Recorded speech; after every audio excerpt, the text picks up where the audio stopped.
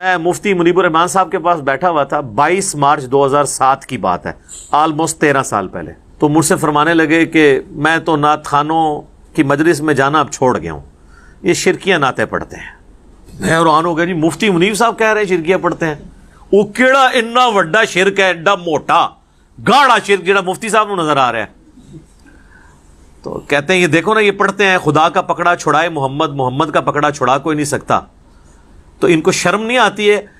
یہ شان الوہیت اور شان رسالت کا مقابلہ کرواتے ہیں۔ یہ پیشہ ور نعت خوان، اوباش اور آوارہ نعت خوان لوگوں کی عقیدت کو پیش کرنے کے لیے اس طرح کے اشعار بناتے ہیں اور سناتے ہیں۔ ایک نعت خوان نے پڑھا، نبی ہے آسرا کل جہان دا، نبی دا آسرا ہے ماں حسین دی۔ آپ کو کس نے یہ اختیار دیا کہ حرمت دین کو آپ پامال کریں؟ علماء کی ذمہ داری ہے کہ ان کی گرفت کریں، ان کو اسٹیج سے اتاریں اور لوگوں کے سامنے ان کو ملامت کریں۔ پھر بھی قوم باز نہیں آتی، کیا زمین و آسمان کی کلابیں ملاتی ہے۔ میں مفتی منیب الرحمان صاحب کے پاس بیٹھا ہوا تھا، 22 مارچ 2007 کی بات ہے، آلموسٹ 13 سال پہلے۔ تو مجھ سے فرمانے لگے کہ میں تو نعت خانوں کی مجلس میں جانا اب چھوڑ گیا ہوں، یہ شرکیاں نعتیں پڑھتے ہیں۔ میں حیران ہو گیا، جی مفتی منیب صاحب کہہ رہے ہیں شرکیاں پڑھتے ہیں؟ وہ کیڑا اتنا وڈا شرک ہے، ایڈا موٹا گاڑا شرک جڑا مفتی صاحب کو نظر آ رہا ہے؟ تو کہتے ہیں یہ دیکھو نا، یہ پڑھتے ہیں خدا کا پکڑا چھڑائے محمد، محمد کا پکڑا چھڑا کوئی نہیں سکتا۔ تو ان کو شرم نہیں آتی ہے؟ یہ شان الوہیت اور شان رسالت کا مقابلہ کرواتے ہیں۔ الفاظ دیکھیں، یہ کیا رسول اللہ یہ بات سن سکتے ہیں کہ خدا کا پکڑا چھڑائے محمد، محمد کا پکڑا چھڑا کوئی نہیں سکتا؟ سر پکڑتا بھی خدا ہے، چھڑاتا بھی خدا ہے، ذریعہ کسی کو بناتا ہے اور اس کو بھی اذن دیتا ہے اپنی اجازت سے۔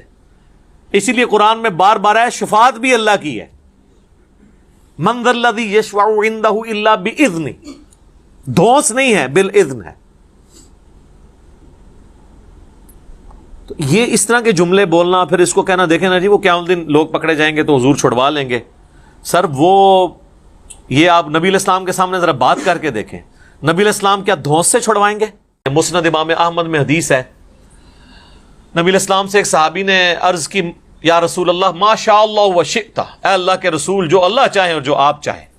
ہمارے تو جناب بسوں کے پیچھے لکھا ہوتا ہے اللہ نبی وارث۔ تو نبی علیہ السلام فرمایا اجعلتنی للہ ندا، کیا تو نے مجھے اللہ کے مقابلے پہ ند بنا دیا، کھڑا کر دیا؟ قل بل ما شاء اللہ وحدہ، بلکہ کیا جو اکیلا اللہ چاہے۔ وہ آگے کہہ سکتا تھا یا رسول اللہ میں آپ کو اللہ تو نہیں مانتا، اور ظاہر کو صحابی تو حضور کو اللہ نہیں مانتا ہوگا، یا رسول اللہ میں نے یہ کہا کہ اللہ کی مرضی سے ہی آپ بھی چاہ کے وہ جڑی ایڈی لمبی ایکویشن بنا دینا نا۔ اس زمانے چ کہانیاں نہیں سن پائی، بالکل 24 کیرٹ سونا تھا۔ اچھا کتابوں میں آج بھی ہے۔ میں ایک بریلوی عالم کے پاس بیٹھا ہوا ہے، ہمارے جیلم کی 3 مسجدوں میں وہ جمعہ پڑھاتے ہیں، یعنی 3 جگہ تقریر کرتے ہیں، 1 جگہ جماعت کراتے ہیں۔ اتنا ان کو شوق ہے دین کی خدمت کرنے کا، لیکن تنخواہ بھی لیتے ہیں تینوں جگہ سے۔ تو ان کے سامنے بیٹھا تو میں نے ان کو یہ حدیث بیان کرنی شروع کی نا، ابھی میں صرف ادھر پہنچا نا، اجعلتنی للہ ندا، کہتے ہیں جی اور مرزا صاحب آپ نے کیا سمجھا اس کو؟ میں نے کہا جی آپ سمجھائیں۔ وہ کہتے ہیں اصل میں حضور پوچھ رہے تھے دیکھو مجھے تم نے اللہ تو نہیں بنا لیا نا کہیں، یعنی اگر اللہ نہیں بنایا پھر یہ کہہ سکتے ہو ماشاء اللہ ہوا شئتا، جو اللہ چاہے جو اس کا رسول چاہے۔ میں کہ سر اگے سنتے لو، اگے الفاظ نے قل بل ماشاء اللہ وحدہ، بلکہ کیا اکیلا جو اللہ چاہے۔ تو حدیث نے اپنی حفاظت کر دی، حضور یہ نہیں پوچھ رہے تھے کہ بھئی اگر اللہ بن کے کر رہے ہو تو نہ کہا کرو، اگر مجھے مخلوق سمجھ کے کہہ رہے ہو تو پھر کہہ دیا کرو کہ جو اللہ کی مرضی اور جو اس کے رسول کی مرضی۔ لیکن ایک ایکسیپشن ہے یہاں پہ، جب دین کا مسئلہ کوئی آئے گا نا تو ہم یہی کہیں گے اللہ اور اس کا رسول بہتر جانتے ہیں، کیونکہ دین کون سکھاتا ہے؟ پیغمبر۔ لیکن جو تکوینی امور ہیں، جو تقدیر سے تعلق رکھتے ہیں، وہ اللہ کے ساتھ خاص ہے۔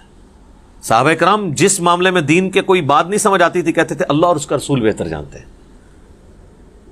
واللہ ورسولہ اعلم، کیونکہ دین تو رسول اللہ نے سکھانا ہے نا۔ بخاری و مسلم دونوں میں حدیث ہے، اللہ تعالیٰ جس کے ساتھ بھلائی کا ارادہ فرماتا ہے اسے دین کی فقہ عطا فرما دیتا ہے، سمجھ بوجھ، اور دیتا اللہ ہے، میں تو صرف تقسیم کرتا ہوں۔ نبی علیہ السلام نے کہا یہ جو دین بھی میں سکھا رہا ہوں نا، یہ میں اپنی کوئی بات نہیں سکھا رہا، اللہ مجھے دیتا ہے. وما ينطق عن الهوى ان هو الا وحی یوحى. اسی کو پکڑ کے پھر وہ اعلیٰ حضرت نے شعر کہہ دیا نا، رب ہے معطی، یہ ہے قاسم، رزق اس کا ہے، کھلاتے یہ ہیں. وہ کہتے ہیں یہ رزق بھی رسول اللہ ہی تقسیم کر رہے ہیں. حالانکہ اس میں علم دین کی بات ہوئی تھی، آدھی بات پکڑ لی. اور وہ آپ دیکھیں حدیث بھی آدھی لکھی ہوتی ہے، واللہ معطی وانا قاسم، پیچھے بھی کچھ الفاظ ہیں. اور اس میں امام بخاری نے باب باندھا ہے کہ اللہ تعالیٰ جس کے ساتھ بھلائی کا ارادہ فرماتا ہے اسے دین کی سمجھ بوجھ عطا فرما دیتا ہے. یہ دین کے معاملے میں ہے. باقی معاملات میں آپ یہ نہیں کہہ سکتے جو اللہ چاہے اور جو اس کا رسول چاہے، نہیں، جو اللہ چاہے. اسی لیے دیکھیں ہماری ٹریڈیشن میں بھی اللہ کا شکر ہے یہی چیزیں ہیں. ہم کسی چیز کو بھی نظر سے بچانے کے لیے کیا کہتے ہیں؟ ماشاء اللہ. کسی نے آج تک کہا ماشاء اللہ و رسول؟ مستقبل کے لیے ارادہ کرتے تو ہم کیا کہتے ہیں؟ انشاءاللہ. کسی نے کہا کبھی انشاءاللہ و رسول؟ ٹریڈیشن میں، کتابوں میں ہر چیز اپنی جگہ صحیح فٹ ہوئی ہوئی ہے.